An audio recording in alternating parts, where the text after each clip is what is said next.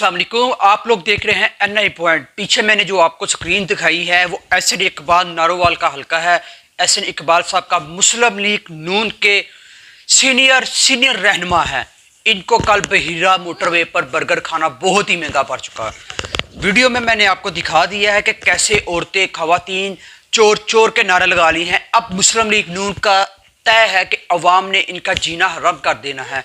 और उधर ही फौरन ही फवाद चौधरी का ट्वीट आया था कि अब इन लोगों को बुरखा पहनकर हर जगह जाना चाहिए।